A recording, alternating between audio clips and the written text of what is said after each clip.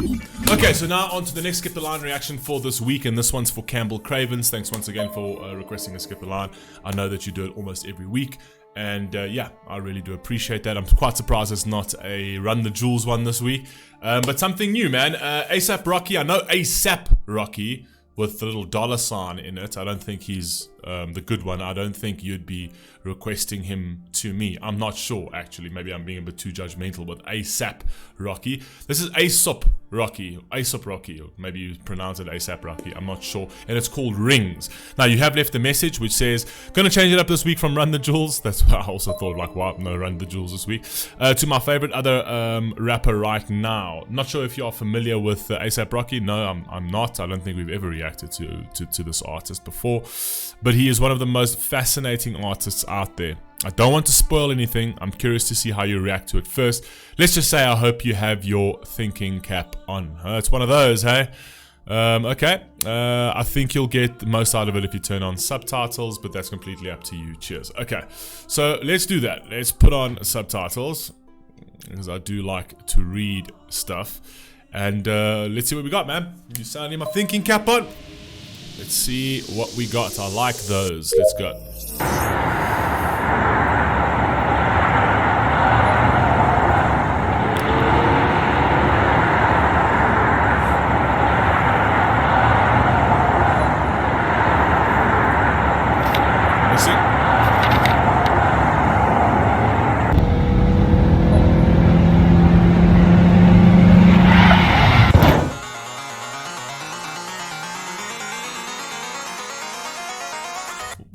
Wait a second, sorry, is he missing himself here?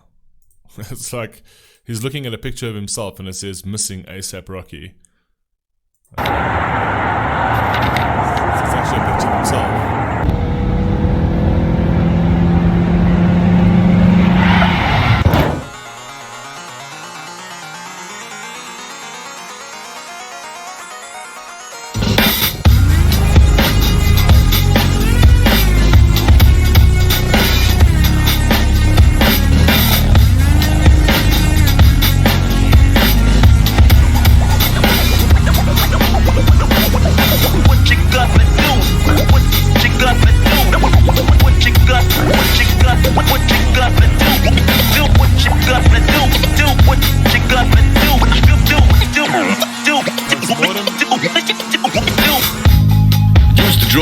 Hard to admit that I used to draw.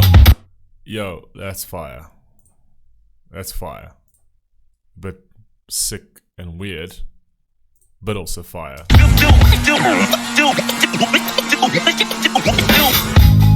Used to draw, hard to admit that I used to draw. Portraiture in a human form, doodle of a two-headed unicorn. It was soothing, moving his arm in a fusion of man-made tools and amused from beyond. Even if it went beautifully wrong, it was tangible truth for a youth to refuse to belong. No name, new.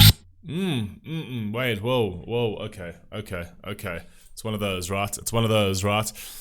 Okay, so I like how he started this, right? I'm not entirely sure in terms of like that missing, like that whole him being missing, essentially, just yet. But I like the fact that, okay, so he suffered a trauma to the head, right? So obviously a car hit him, and he's now in hospital, and his head's kind of split open, and now it's almost like they're accessing his mind, and in his mind are all these compartmentalized things, right?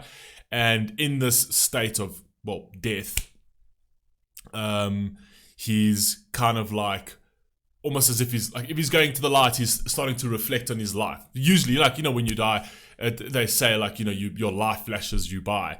So it's almost like now he's going to access those compartments and start reflecting on his life a bit. And then one of them is like, I used to draw. So I'm sure as a kid, he used to be an artist. But I like the way he's actually said this, because it's actually quite interesting. I used to draw. Hard to admit that I used to draw. Hard to admit that I used to draw. Portraiture in a human form, doodle of a two-headed unicorn. It was soothing, moving his arm in a fusion of man-made tools and amused from moved his arm in the fusion with the man-made tools, and even the way he expressed like the portraiture of like a unicorn, right? In terms of like how creative the young him was, essentially. But the way he's writing this is very, very, very poetic, right? It's actually complex to a certain degree. And instead of actually saying like a pencil or a pen or a koki or a crayon, it's like of man-made tools and a muse from beyond. Right, so I actually think it's awesome. It's almost like he's saying like these things are anachronistic items, right? They don't exist anymore because now we're all in technology and we've moved away from that. But yet there was something really soothing about that, right? There was something very soothing about the simplicity of those tools.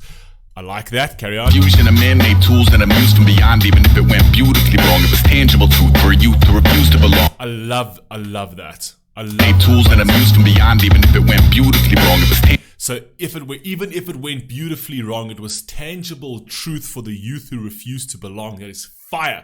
So that the way he's talking about that is that in his childhood, right? Because when you're in a child, you kind of feel like you don't belong somewhere. You kind of feel out of place in society, right? You haven't really clicked into your society. You haven't really found. When you're at school, you haven't really found like where you click, and you kind of like question identity. It happens to everybody. You question your identity in the sense of who you are as a person, right? And it says, okay, it was tangible truth for the youth who refused to belong, right? And it's also so basically saying like to a certain degree how we used to rebel. Right, we used to rebel against our parents, used to rebel against authority and things like that. But the one tangible truth, right, was the beauty in his drawing, right? Like that he understood. It was the tangible truth. And even if it went horribly wrong, right, it was there on pen and paper, and it was the way he felt. It was his true emotions. It was his true creativity coming through. There was no facade about that. Right? And it's almost like he's saying like, I didn't belong and I used to rebel the real life, but my true self and where I found my identity was on that paper. That paper was a true reflection of me. Right? I really like that. Tangible truth for a youth to refuse to belong. No name nuisance, who's in a bedroom, who's in a brand new cuneiform.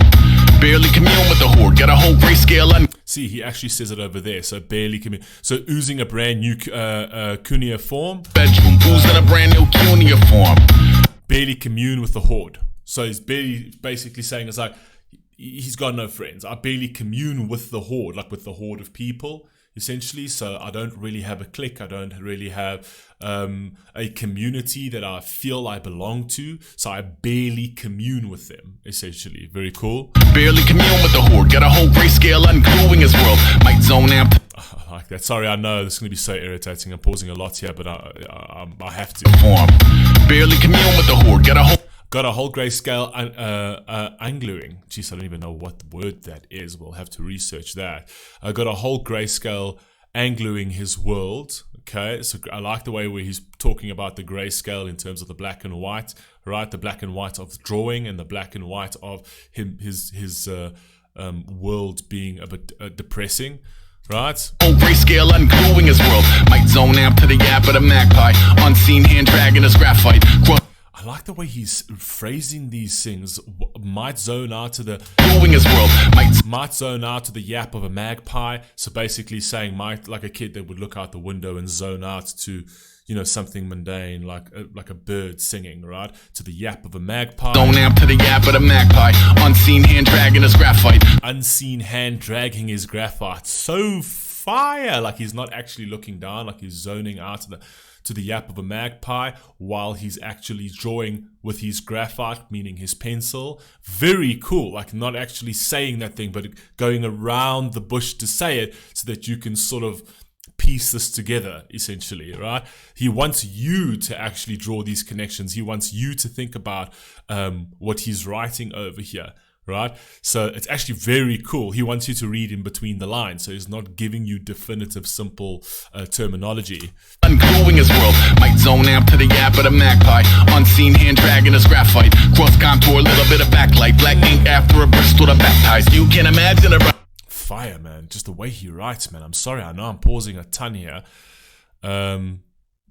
cross contour, obviously the contours of the pencil, lit by a little bit of a backlight, obviously, so there's the light that he's got in his room. Fight, cross contour, a little bit of backlight, black ink after a Bristol to baptize. You can Black ink after a Bristol to baptize. Fire, man. That is such a great thing. It's almost like Black Bristol. Well, the way he's actually represented that in terms of from a Catholic sense, right, is that this artistry is basically his creation, right? And what do? You baptize a creation. You baptize a young child. You baptize a human being, right?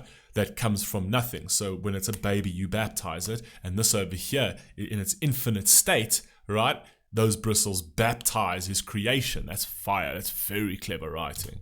imagine a rush that ensue when you get 3 dimensions stuffed in a 2. Then it's off to a school where it's all you can do, being trained and observed by a capable few. Back in the that's a real line over there. Black ink, okay. like black ink after a Bristol to baptize. You can imagine a rush that ensue when you get 3 dimensions stuffed in a 2. You can imagine what ensues when you get 3-dimensional stuffed into 2, and then it's off to school where it's all that you do. Then it's off to a school where it's all you can do, being trained and observed by a capable few. Fire! I like the way he's actually said that. I didn't click until now. With what he said, listen to this. This is stuffed in a 2. Then it's off to a school where it's all you can do, being trained and. So he basically says. So it's basically like he sees the world in like 3D, and then he goes to school and they take your 3D world, which is meant to be a creative world as a child, and they stuff it in 2 dimensions, right? They stuff it into like this dimensional learning, this 2-dimensional learning that has no creative, but it doesn't actually sort of play to the strengths of children. And it's kind of like Einstein saying, it's like, if you judge a fish by its ability to climb a tree, it'll live its life forever thinking that it's stupid. And that's kind of like a perfect analogy to the schooling system. The schooling system has got a set mold that you need to fit into, which he's referencing as a 2-dimensional mold. And you take a 3-dimensional child who sees everything in 3-dimensional, in all of its creativity, and they tell you to sort of like taper that down in order to fit the mold, because we need you to fit into a particular structure over here. Right? You're too creative for this world. You need to sort of fall in line. You need to be motoric, almost robotic to a certain degree, so that we pushing out all of the same 2-dimensional people into the world, into the workforce, right? And then that's kind of where you lose. That's kind of where all these children lose their creativity and lose their real love for something and their skill for something. And they literally just go and chase a check because that's all they've been taught to do. And the real beauty that they could add to the world, the real artistry and their real abilities and talents get pushed to the wayside because education comes first, right? But that education is 2-dimensional as opposed to 3-dimensional, so it almost like inverts that. It converts it essentially, which I think is really, really, really, really, really, really, really clever of the way he's doing this. Very, very. Rush them too when you get 3 dimensions stuffed in a 2. Then it's off to a school where it's all you can do, being trained and observed by a capable few. Back in New York, 5 peeps and a dog in a 2-bedroom doing menial jobs. I literally just said that. So like the workforce. So he's basically describing the workforce over here. Right, so he's basically saying, okay, so you're a 3-dimensional person, you get stuffed into 2, and then you get pushed out into the system, and then you go to New York, and you go into and why New York? Because it's the humdrum. It's just like, if you actually just see these robotic people just going from job to job to job to job, it's like this hustle and bustle, but for what? Like no one steps aside and realize, like, what are you actually doing? Like you're all clones of each other just chasing checks. Right? All of those people once had talents. All of those people once had dreams. All of those people once had all these aspirations of being something different. These aspirational things that children think of: an artist, an astronaut, or this and that, and whatever else. But the moment they got pushed through that system, they became that, and then they do what all these normal working class people do, man. Like they get a job, you get an apartment, you get a dog. And you live out those life. So it's kind of reminiscing on his childhood. And I kind of feel like he's basically saying like all of these lost talents that I had, right, which I sort of left behind to chase a check, essentially, which is quite weird because he's actually an artist himself. So the fact that he's saying that, I left artistry, in terms of him drawing, or I don't know, maybe he wanted to be a painter. I'm not entirely sure. Maybe he wanted to be a sketch artist, essentially. And maybe he actually went through that journey of the corporate world and then he's come back into his art. I'm not entirely sure, but this is pretty insane. And I love the fact that they've got this depiction of like this sort of snake and all of these little robots and everything. It's kind of like the things that he would have created in his head, the creativity in his head, like he would have sculpted this himself as a child. So basically his head is like, it's like his childhood bedroom where he used to create things out of nothing, and now through this trauma these things are coming out of all of these compartments, and he's sort of like reminiscing on all of this, and maybe not reminiscing, but as this is all flashing back through his life, it's almost like it's shaken up all of the childhood compartments in his head. That's pretty cool. Bedroom doing menial jobs, plus rhyming and stealing and being a clod. Distractions, freedom, a rod. I left some years of giving a light. I left some will, the spirit away.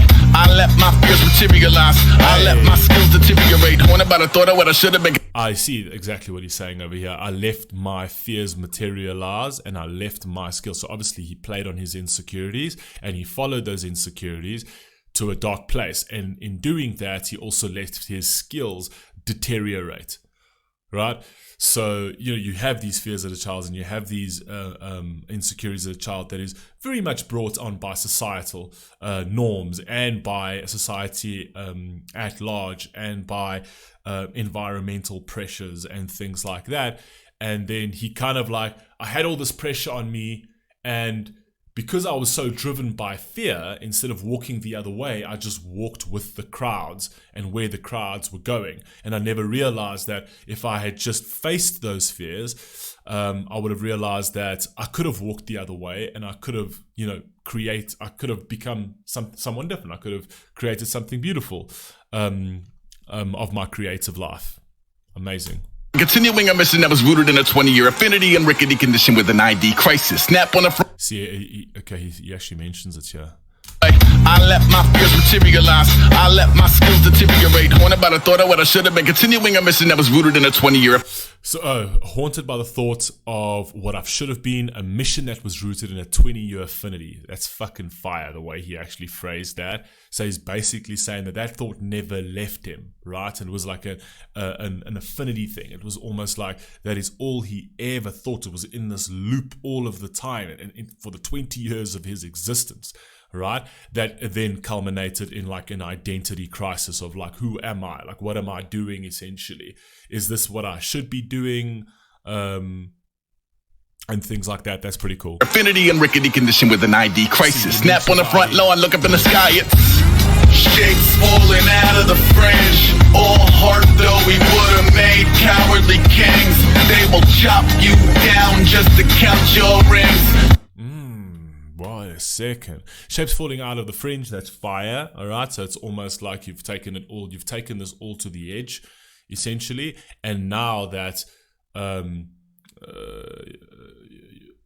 it's kind of actually interesting when you think about that, because you only tend to realize these sort of things, not when life is going good, it's when life is going bad. It's when you suffer these traumas, which is kind of like this trauma that he suffered. It's only when you suffer trauma, and only then do you sort of get like a bit of an awakening, and then all of a sudden the shapes keep falling out the fringe, right? It's like it was always almost bursting at the seams, but then trauma hits and then it bursts at the seams, and then you start really introspecting on your life. So I think that's really a very, very cool. Shapes falling out of the fringe. All heart though we would have made cowardly. I love that line. All heart though we would have made cowardly kings. So yeah, man, we had all the heart, man. We had the tenacity. We were so filled with energy and passion, but the one thing we didn't have was the bravery to do and to pursue what we wanted to pursue, despite the odds, despite what people said, despite what parents had to say. You should go get an education. This drawing and that kind of thing isn't a living and stuff like that. So he's almost like saying, all heart. So he props himself up saying, yes, it's a great thing to have. But we would have made cowardly kings, because at the end of the day, yeah, I'm a king, but I was a cowardly king at the end of the day. So is that anything? Is that something is that what I'm going to find inspirational, that I sit on a throne of shit that I never pursued? Do you know what I mean? Yeah, I got the check, man. I'm a king, but is this what my life was meant to be? Just chasing material shit and a check just so that I can live? Or could I have done something greater with this, right? I don't know, but that's carry on. The kings, they will chop you down just to count your rings, just to count your rings, just to count your rings an hour. Colors pour. Oh, he also could be referring to the car. Oh my god, this reaction is going to be absolutely ridiculously long. He also could be referring to the fact that he talks about the cowardly kings in the sense that they will chop you down to count your rings. Essentially, so to count your rings in terms of to count your money. It's like, how do we monetize this person? Essentially. So the cowardly kings could be the cowardly kings that are actually running society. The people are too scared to actually let people flourish, because if you let them flourish, they're uncontrollable. There's nothing more risky and detrimental to a politician or anybody who wants to run the world than a human being who is educated and is able to flourish. Right? And who is strong and who is disciplined and who is responsible and who is able to flourish. That haunts politicians' brains day in and day out, because those are the kind of people that create revolutions and take these kind of people out of power. Right? So because these people are cowardly kings, because these people are of no value to society, being the politicians, right? They want to chop you up and they want to put you in these 2D boxes, even though you're a 3D individual, so that you can follow a certain perspective, follow a certain narrative, follow the mold of society so that you are controllable. Right? And with that comes the death of your skills, comes the death of your ambitions, comes the death of your talents, comes the death of your creativity. I think that's probably what he's trying to say. Pouring out of the fringe, all heart though we would have made cowardly kings. They will chop you down just to count your rings, just to count your rings, just to count your rings. Used to paint. Hard to admit that I used to paint. Natural light on a human face, stenciled fire in his roommate's face. It was bloom and addiction, a miss and a push and a pigment. Book like a...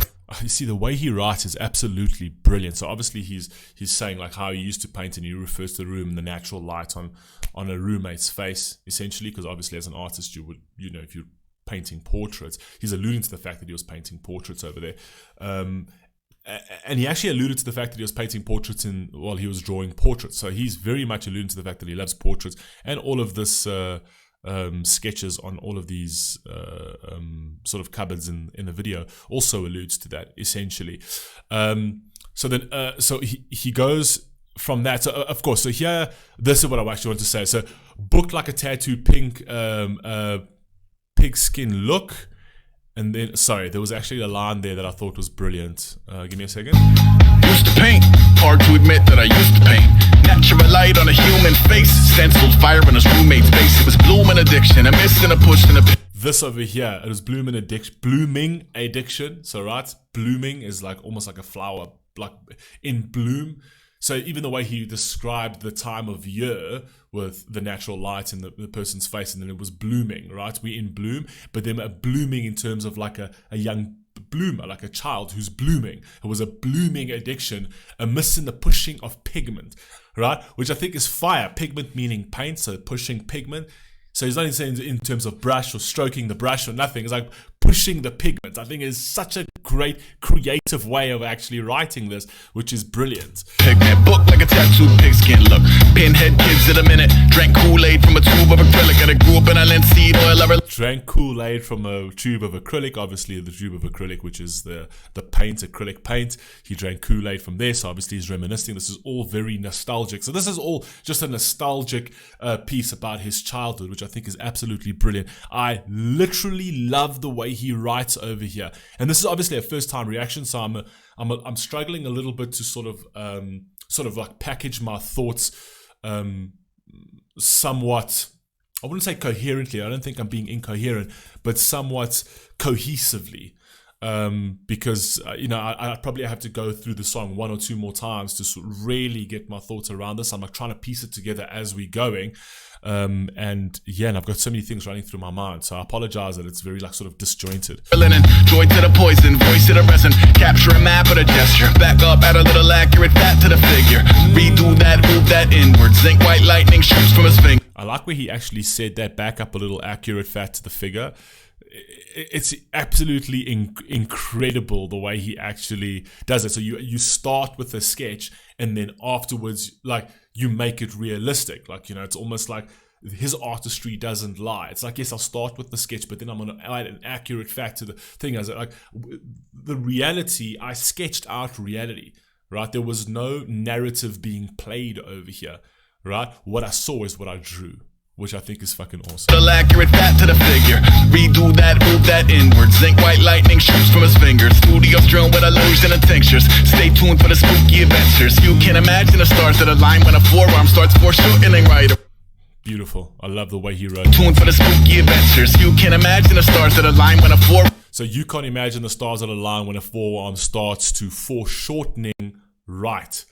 It's so clever, man. It's so clever with the way it's like, you don't understand like how everything sort of just connects and everything comes into like his creativity sort of comes to reality and comes to fruition just by when the forearm starts foreshortening right. So foreshortening right is the way you write, okay? So it's like you're going from left to right when you write. Foreshortening right, meaning that he's actually moving it right. A forearm starts foreshortening right, or sketching like this, you would go towards the right, which I think is so clever. And he says, and when that's happening, right, it's almost like the stars align. So it's almost like, okay, you literally moving the universe, like, because this is who you are, right? That is your creativity, and that's that is the be all and end all of what you are as a child. It's all through creativity, right? And when the stars align, it's like that's how he found himself, right? How do you find yourself? So if you think about the three wise men, three stars align, essentially, follow the stars, essentially. And it's sort of like my stars aligned as a child when I was doing what I absolutely loved, when I followed my talent and I followed my creative dreams. That's very cool. I like the way he wrote that. Arm starts foreshortening right, or a torso hung on a warping spine in proportion. A torso hung on a warping spine. Fire! So brilliantly written. A torso hung, so you hang, right? Hang the torso on a.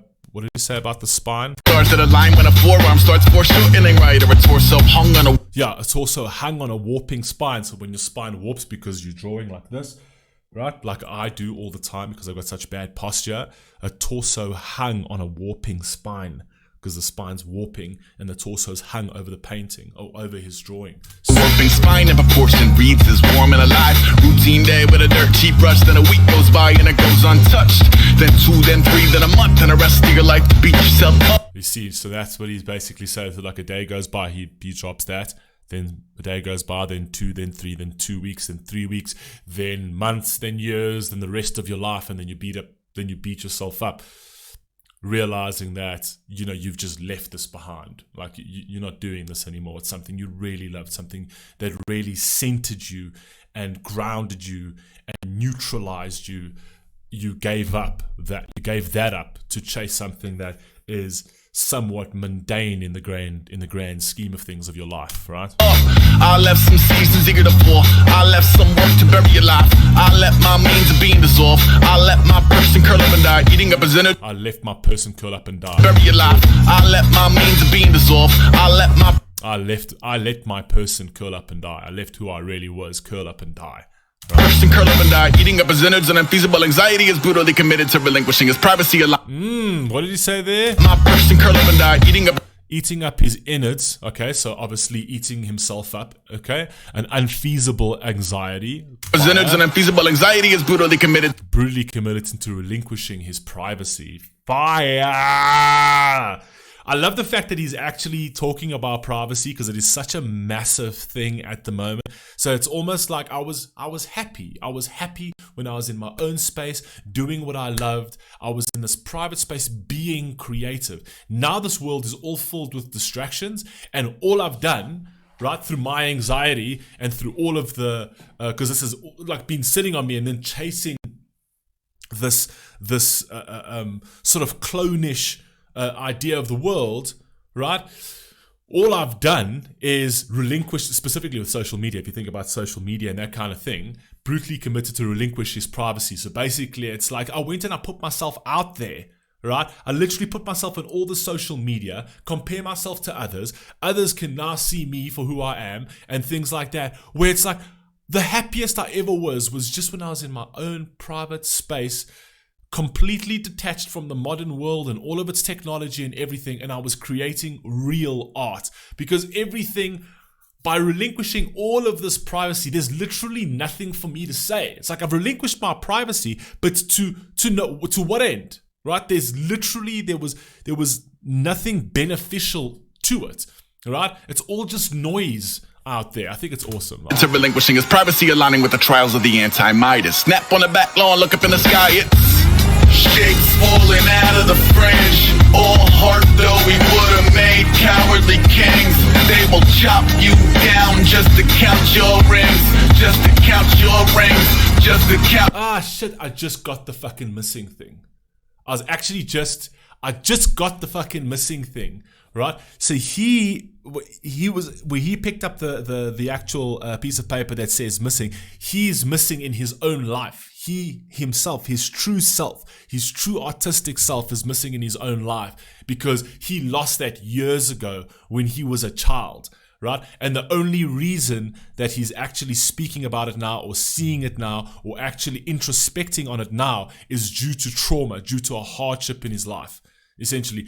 And that's what's forced him to open up all of those compartments from when he was a child, where he's now reminiscing and feeling nostalgic about it, because he's like, my life could have gone so differently. So it almost speaks to regret towards the end of your life, obviously, because he got hit and he's like dying, right? Or dead, whatever.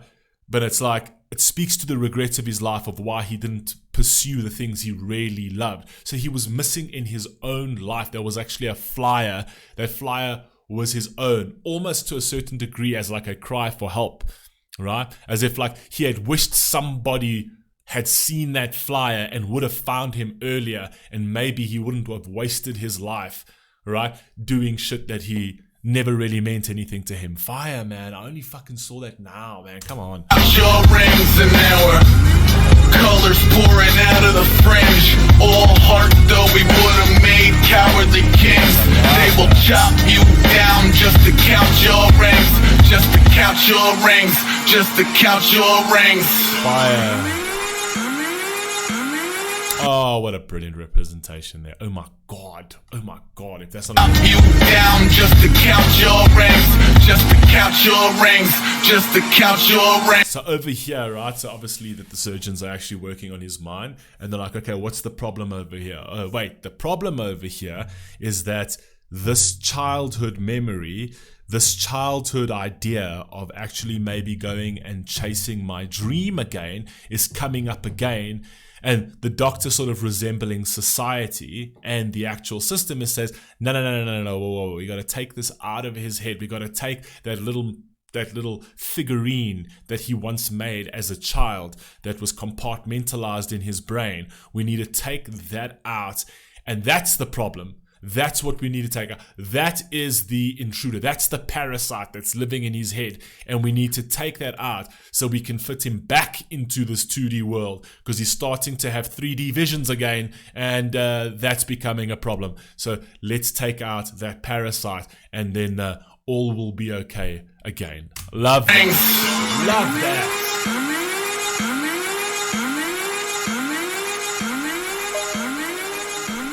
Yeah, shit, that was sick, man. That was sick. This is so down my alley. Yeah, give me this, man. Give me this any day.